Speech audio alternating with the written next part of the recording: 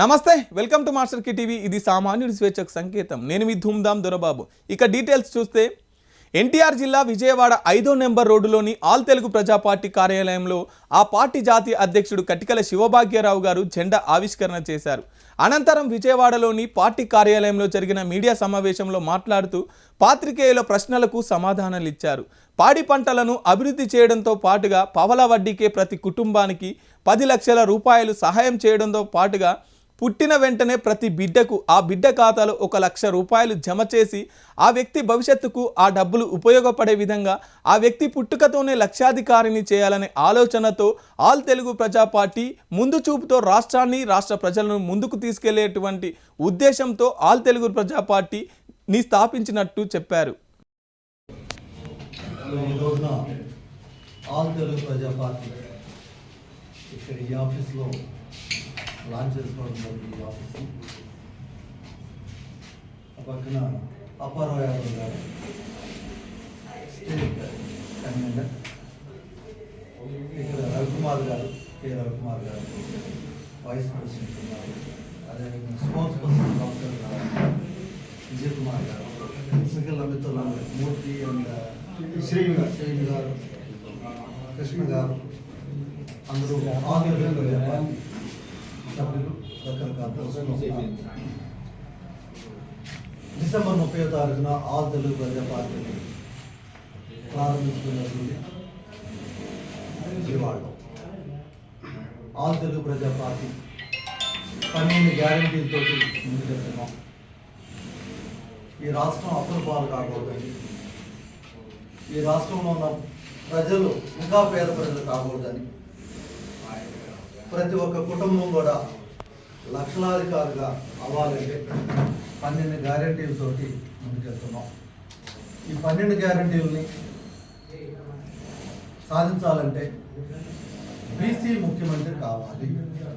ఈ రాష్ట్రంలో ఓసీ వర్గాల్లో ఉన్న 2 కులాల వారు ఈ 75 సంవత్సరాల నుంచి పరిపాలించారు. బీసీ కమ్యూనిటీకి చెందిన వ్యక్తి ఇంతవరకు ముఖ్యమంత్రి కాలేదు. బీసీ కమ్యూనిటీ నుంచి ఒక ముఖ్యమంత్రి కనుక రాగలిగితే ఈ రాష్ట్రం అభివృద్ధి చెందింది, ప్రతి ఒక్క కుటుంబం కూడా లక్షలాధికారి అవుతుంది అనేసి మేము విశ్వసిస్తున్నాం. దానికి తగినట్టుగానే 12 గ్యారంటీలు అనేసి ప్రకటించడం జరిగింది. 12 గ్యారంటీల్లో అన్ఎంప్లాయ్మెంట్ అనేది ఈ రాష్ట్రంలో ఉండకూడదు. అన్ఎంప్లాయ్మెంట్ హటావో అనే ప్రోగ్రామ్ని టేకప్ చేసేసి 18 ఏజ్ దాటిన వ్యక్తి ప్రతి ఒక్కరు కూడా డార్మెటరీస్ తీసుకొచ్చేసి ప్రతి జిల్లాలో కూడా ఒక డార్మెటరీ 100 ఎకరాల డార్మెటరీ పెడుతున్నాం. ఆ డార్మెటరీలో free coaching, free training, business కానీ ఉద్యోగానికి కానీ లేకపోతే వ్యవసాయానికి కానీ అన్నిటికీ కూడా ట్రైనింగ్ ఇవ్వడం జరిగింది. వారికి ఫ్రీ ఫుడ్, ఫ్రీ షెల్టర్, వారికి కావాల్సిన బుక్స్ అన్నీ కూడా ఇవ్వడం జరిగింది. ఎంప్లాయ్మెంట్, గవర్నమెంట్ జాబ్ కానీ ప్రైవేట్ జాబ్ కానీ వ్యాపారం కానీ వ్యవసాయం కానీ చేసుకున్న రోజునే బయట అప్పటిదాకా కూడా వాళ్ళకి టోటల్ ఫ్రీగా సప్లై చేయాలి. ఆ విధంగా అన్ఎంప్లాయ్మెంట్ని ఈ రాష్ట్రంలో లేకుండా చేయాలి. రెండోది, ఈ రాష్ట్రంలో 65% వ్యవసాయం, కానీ 75 సంవత్సరాల్లో 65% వ్యవసాయం చేస్తున్నాం. అందుకని 100% వ్యవసాయం చేయాలంటే, ఉత్పత్తి పెరగాలంటే ప్రతి ఒక్క కుటుంబానికి కూడా 3 ఎకరాల భూమి ఉండాలి. అదేవిధంగా కోఆపరేటివ్ మూమెంట్ ద్వారా ప్రతి పేద కుటుంబానికి 3 ఎకరాల భూమి కూడా ఇవ్వాలనేది 2వ పాయింట్గా చెప్తున్నాం. అదేవిధంగా ఈ రోజున పాల ఉత్పత్తి చాలా తక్కువగా ఉంది, కన్జంప్షన్ ఎక్కువగా ఉంది. దానివల్ల ప్రజల యొక్క ఆరోగ్యం పరిస్థితులు అనేది మనందరికీ తెలుసు. చాలా రిపోర్ట్స్ కూడా మీడియాలో వచ్చినాయి. అందుకని పాల ఉత్పత్తి పెరగాలి అంటే గేదెల్ని ఎన్ని కావాలంటే అన్ని సబ్సిడీ రూపంలో ప్రతి కుటుంబానికి గేదెల్ని ఇవ్వడం జరుగుతుంది. దీనివల్ల పాల ఉత్పత్తి అనేది పెరిగే విధంగా చేయడం జరుగుతుంది.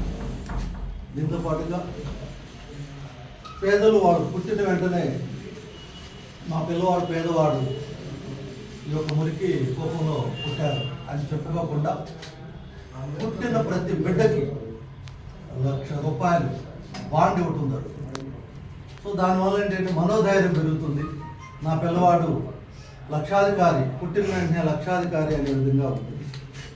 దీంతో పాటుగా వ్యవసాయం చేయాలన్నా, వ్యాపారం చేయాలన్నా, ఏం చేయాలన్నా కూడా ఈ రోజుల్లో మనీ అనేది, ఇన్వెస్ట్మెంట్ అనేది కావాలి. కాబట్టి ఈ ఇన్వెస్ట్మెంట్ పావలా వడ్డీకే ₹10,00,000, అంటే 10,000 నుంచి ₹10,00,000 వరకు కోఆపరేటివ్ బ్యాంక్ ద్వారా ₹10,00,000 అప్పుగా పావలా వడ్డీ రూపంలో ఇవ్వడం జరుగుతుంది.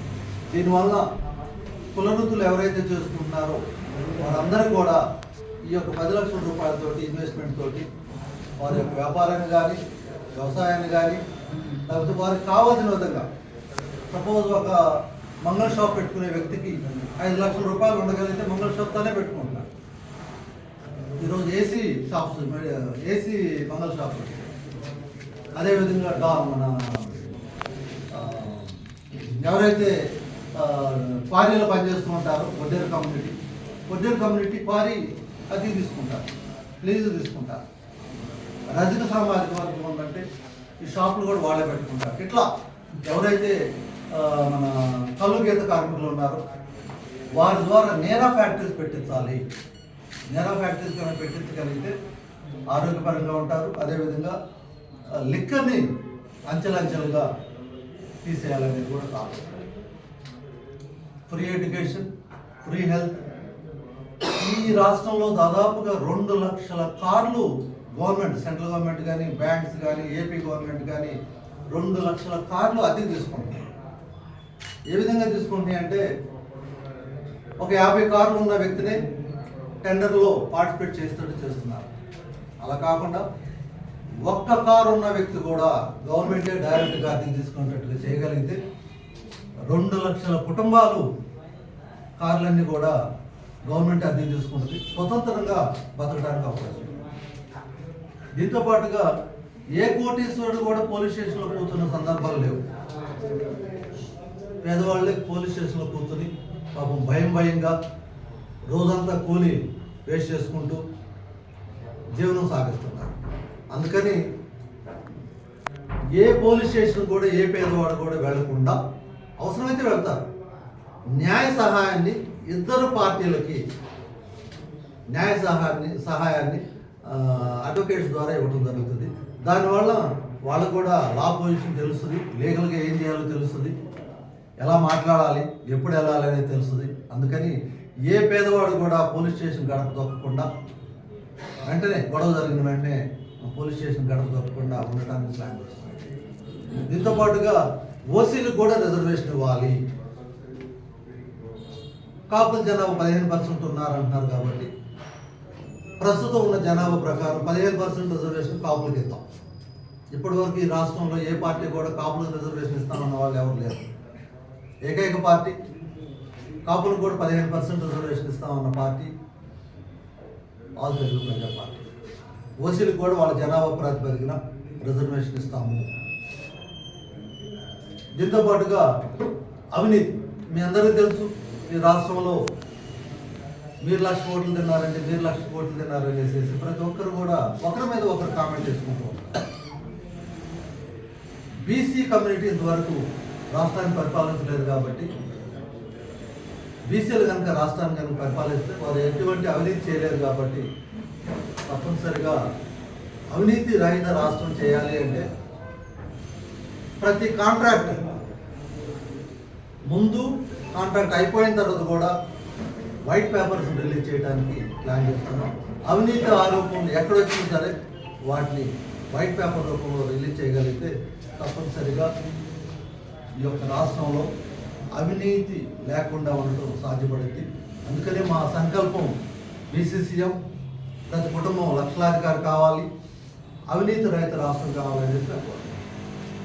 సో ఈ యొక్క పార్టీని మీ అందరి ద్వారా, ఎందుకంటే మీడియా అనేది మోస్ట్ ఇంపార్టెంట్, మీడియా ఒక కులానికో ఒక పార్టీకో ఉండకుండా న్యాయంగా కాన్స్టిట్యూషన్ ఏమైతే చెప్తుందో కాన్స్టిట్యూషన్ ప్రకారం 4th ఎస్టేట్ మీడియా కాబట్టి మీడియా యొక్క కాన్సెప్ట్ని ఈ రాష్ట్రం అభివృద్ధి చెందాలనే కాన్సెప్ట్, ప్రతి కుటుంబం లక్షలాధికారి కావాలనే కాన్సెప్ట్, అవినీతి లేకుండా ఉండే కాన్సెప్ట్ని మీరు మద్దతు ఇస్తారనేసి మనస్ఫూర్తిగా